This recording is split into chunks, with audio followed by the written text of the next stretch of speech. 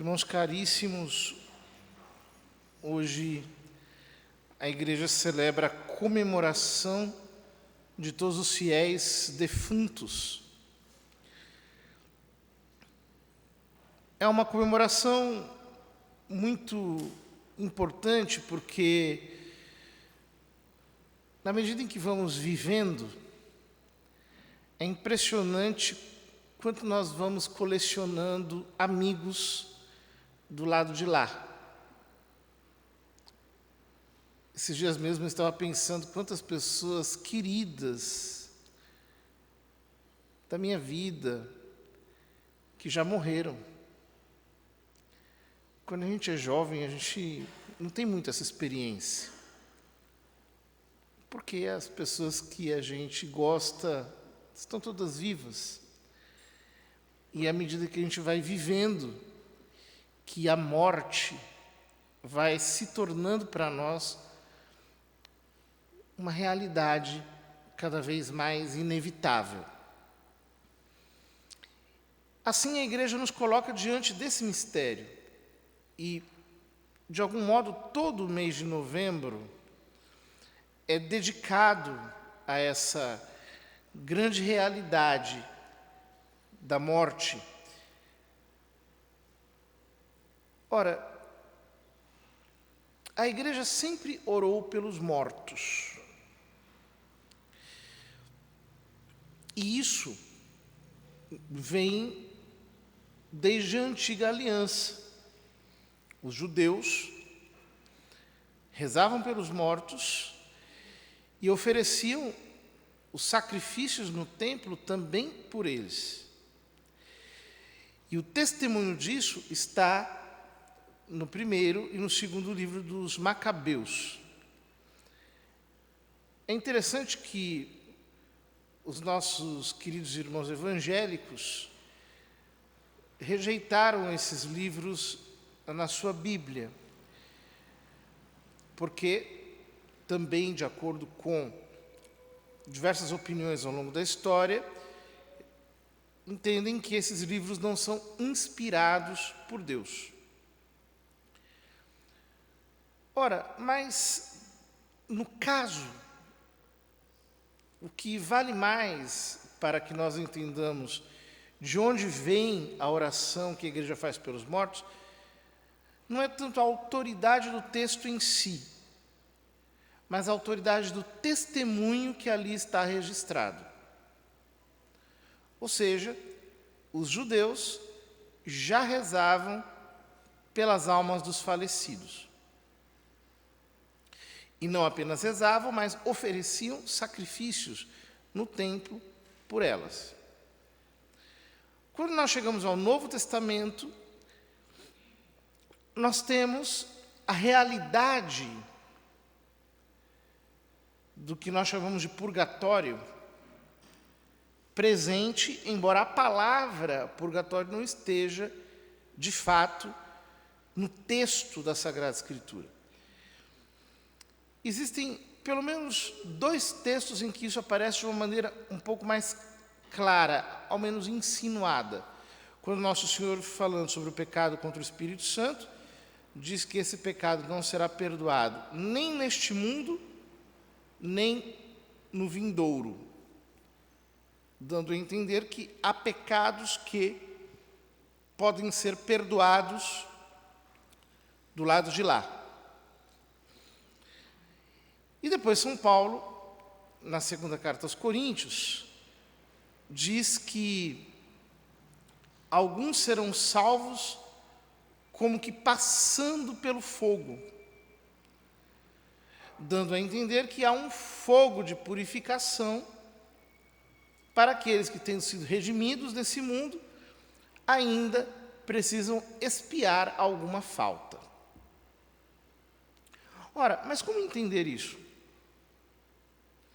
E, de fato, os nossos irmãos evangélicos têm bastante dificuldade em compreender a necessidade da existência do purgatório diante da realidade da expiação que Nosso Senhor fez pelos nossos pecados no alto da cruz. Ora, a igreja muito sabiamente em sua teologia, sempre distinguiu entre a culpa e a pena devida ao pecado. Ora, é uma distinção catequética muito simples que não é difícil de nós percebermos. Por exemplo, digamos que uma pessoa lese outra pessoa materialmente e em seguida lhe peça desculpas. Muito bem, está perdoada da culpa, está desculpada, digamos assim. Mas ela não está desculpada de reparar a lesão que ela causou. Então vai ter que restituir aquilo que foi retirado. Né?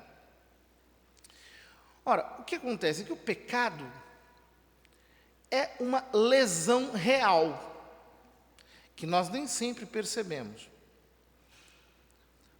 Para pecar, nós precisamos usar o nosso corpo, nós precisamos usar a nossa alma, nós precisamos usar coisas do mundo exterior.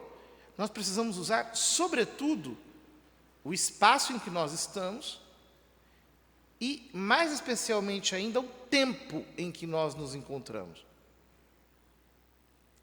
Porque é impossível pecar fora do tempo, né? Só que acontece que cada instante é irrepetível. E, portanto, quando nós pecamos, nós estamos atentando contra a glória de Deus, porque não há mais como dar a Deus aquele tempo que nós usamos para pecar.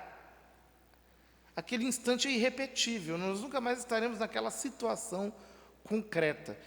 E, ao mesmo tempo, já não é possível mais, por assim dizer, que o pecado desaconteça. Ele está registrado, ele está presente, de algum modo, na história, como um atentado contra a glória de Deus. Isso é real. Portanto, pelos méritos de Jesus Cristo, Deus perdoa as nossas culpas. Contudo, há uma lesão real que foi feita e, portanto, uma justa reparação que é preciso ser realizada. Por isso Deus, na sua misericórdia, na sua justiça, criou um inferno para punir as penas eternas, aquelas que são devidas pelos pecados graves, e criou o purgatório para punir as penas leves pelos nossos pecados. Essas que não condenam a nossa alma, mas que de algum modo são um obstáculo entre nós e Deus, que se configuram como uma desordem impregnada no nosso ser. Porque é outra consequência da realidade do pecado que quem mente é mentiroso, quem rouba é ladrão, quem adultera é adúltero. Ou seja, o pecado nos qualifica realmente. E, portanto, tudo isso fica como que impregnado no nosso ser. Daí a necessidade de um lugar, entre aspas, de reparação, para que nós possamos efetivamente como que nos livrar dessa ferrugem que se impregna no nosso ser. Ora, é muito interessante que, portanto, o purgatório, a palavra purgatório, vem de purgar. Purgar é purificar, simplesmente. Né? É um estado de purificação em que as nossas almas são como que submetidas a uma espécie de desencardimento, a fim de que nós possamos comparecer de uma maneira pura diante de Deus e desfrutar com a alegria da glória do céu. Ora, a doutrina da igreja, portanto, tem algumas consequências interessantes acerca do purgatório que é importante um católico saber. Primeiro, no purgatório, a nossa alma não merece mais. O que significa isso? Enquanto nós estamos nesse mundo, aqui, é o tempo de nós merecermos. O que significa isso? Significa que nós podemos crescer em caridade, crescer em amor a Deus, crescer em santidade e, portanto, acumular, por assim dizer, créditos diante de Deus, pelos quais, sempre fundados nos méritos de Jesus Cristo, nós tenhamos a expiação, a liberação de todas as nossas penas. No purgatório, não. Porque a vida mortal já acabou. Então, no purgatório, as almas não podem rezar por si mesmas. Elas só podem padecer. Por isso, a igreja chama esse estado de igreja padecente. Ou seja, é como que um estado doente da igreja. Nós temos uma parte da igreja que está enferma no purgatório e que não pode fazer nada por si mesma. Porque não pode mais merecer. Acabou a vida mortal. Acabou o tempo de merecer. Portanto, as almas do purgatório dependem da graça divina em primeiro lugar. Então, o fogo purificador do amor de Deus passa por elas, com um sofrimento indivisível, por causa da separação de Deus. São Tomás explica que a nossa alma é mais sensível, mais delicada do que o nosso corpo. E, portanto, os sofrimentos da alma pesam mais que os sofrimentos do corpo. É uma experiência que todos nós podemos fazer. O que é pior, uma depressão ou uma dor física? Qualquer um pode saber disso. É muito pior uma depressão, a angústia, a dor que a alma sente. Né? Então, os sofrimentos da alma são muito piores que os do corpo. Isso significa que as almas do purgatório sofrem muitíssimo para se verem livres daquele estado de separação. Mas, ao mesmo tempo, isso significa que elas dependem de nós, da nossa oração, e especialmente do sacrifício da missa que nós oferecemos por elas. Então, elas estão na expectativa disso. Ora, só que nós precisamos entender, digamos assim, a dimensão teológica disso daqui. O que eu quero dizer com isso? Em primeiro lugar, nós, a igreja padecente, aliás, a igreja militante, não podemos ajudar a igreja padecente de uma maneira direta. Então, nada do que nós fazemos aqui tem influência direta sobre o purgatório. E tampouco nós podemos sofrer uma influência direta das almas do purgatório, digamos assim, sem a mediação de uma graça, de uma autorização, de uma permissão de Deus, a fim de que isso pudesse acontecer. Por que é importante dizê-lo? Porque nós vivemos em tempos um pouco estranhos, de muita confusão doutrinal, e muitas pessoas acabam caindo no espiritismo.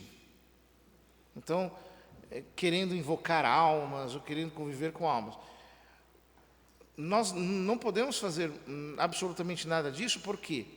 Porque o centro da devoção às almas do purgatório é Deus, é sempre Deus.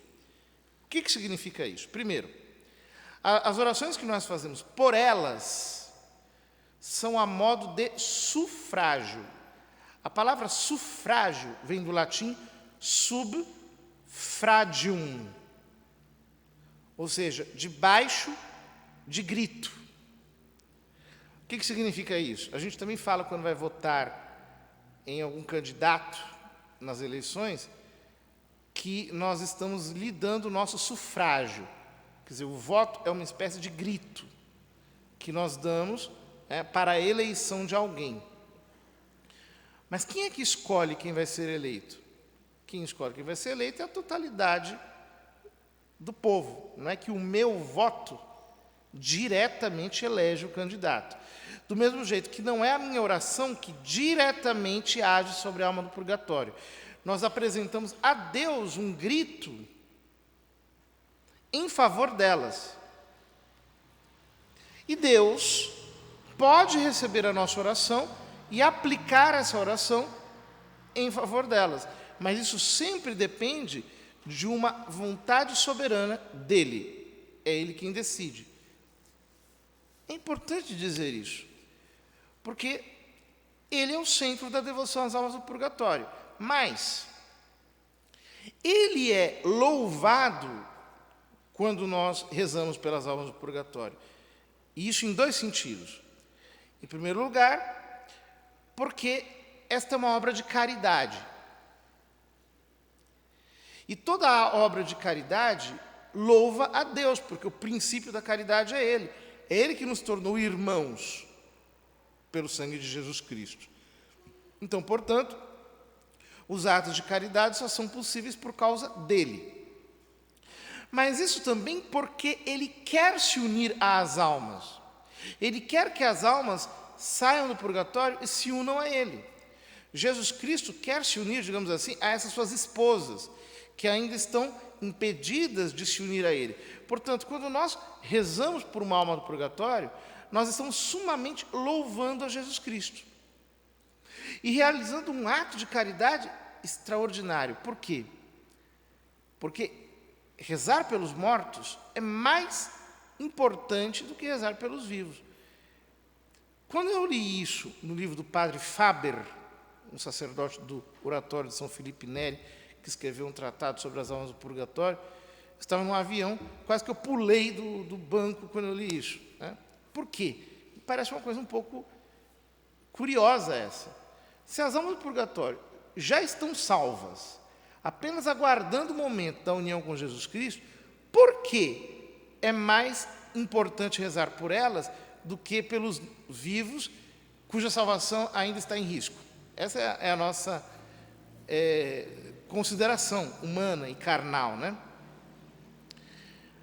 Bom, é mais importante por um motivo, porque nós vivos podemos alcançar a salvação, ou seja, nós podemos corresponder à graça de Deus, nós podemos nos converter, nós podemos nos arrepender, nós podemos nos confessar, nós podemos buscar bons conselhos, boa literatura, podemos fazer tantas e tantas e tantas coisas para a nossa salvação, e se nós não fazemos é porque nós não queremos, ou seja, nós somos ruins. As almas do purgatório, pelo contrário, não podem fazer nada por si mesmas. Elas dependem inteiramente de Deus e de nós. Portanto, é uma obra de caridade mais elevada e ao mesmo tempo, uma obra de fé mais elevada. Por quê? Ninguém vê uma alma saindo do purgatório. Então, é um ato de fé puro que nós fazemos, depositando toda a nossa confiança em Deus ao rezar por elas. Ora, nós precisamos, portanto, nos empenhar em rezar pelas almas do purgatório, inclusive pelo fato de que é quase certo que, se nós não formos para o inferno, nós temos de passar um tempo ali. É quase impossível que uma alma vá diretamente ao céu, sem passar pelo purgatório. É a doutrina da igreja, inclusive, doutrina comum, que até santos canonizados possam ter passado algum tempo no purgatório, porque, via de regra, como explica o padre Lagrange, no seu livro O Homem e a Eternidade, quem não chegou à sétima morada tem algo ainda a ser purificado. E como quem chegou à sétima morada foram apenas algumas pessoas ao longo da história, então é praticamente certo que nós iremos passar um tempo ali. Por isso, nós também, até pela nossa própria alma, precisamos como que difundir mais a devoção as benditas almas do purgatório com uma obra de caridade que nós fazemos enquanto igreja. Ora, isso é doutrina tradicional. O que eu falei aqui pode ser lido em qualquer catecismo, não tem nada de pitoresco, de fora do que é doutrina comum da igreja. Mas a festa de hoje começou a ser celebrada por volta do século VIII, quando Santo Odilon, que foi o terceiro abade do mosteiro de Cluny, um grande santo, um grande homem, ele resolveu estender essa devoção para além dos limites do mosteiro. O que acontece? A igreja sempre rezou pelos mortos, e os mosteiros sempre rezavam pelos monges mortos, sempre. Mas, certa vez, um homem teve um naufrágio e ficou perdido numa ilha. E lá ficou rezando durante muito tempo para que alguém chegasse lá e o salvasse. Bom, ele ali teve uma experiência de ter ouvido vozes gritando do purgatório e dizendo que eram livres daquelas chamas graças às orações do monge Odilon do mosteiro de Cluny. Então, saindo da ilha, alguém apareceu lá para salvá-lo. O homem foi a Cluny e contou isso a Santo Odilon.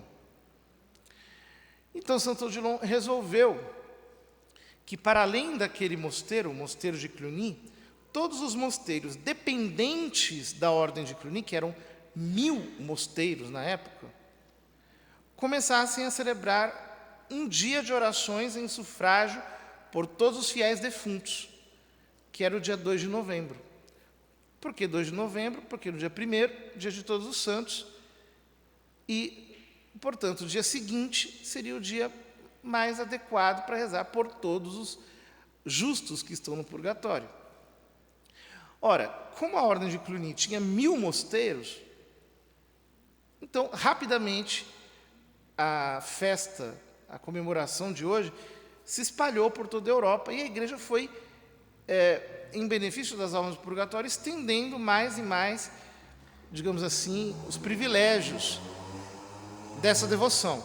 Atualmente, a igreja concede indulgência plenária aos fiéis que rezarem nos cemitérios do dia 1º ao dia 8 de novembro. Isso foi estendido durante a pandemia até o final do mês. Existe o decreto da penitenciaria apostólica, pode ser lido na internet, em que se explicam várias concessões de indulgências pelos fiéis defuntos, lembrando que nenhuma delas é automática, sempre a modo de sufrágio. Né? E a igreja, no dia de hoje, autoriza os sacerdotes a celebrarem até 3 missas, inclusive em sequência, se fosse necessário, em benefício das almas do purgatório, para incutir na alma dos fiéis a importância desta obra de caridade, que é rezar pelos defuntos.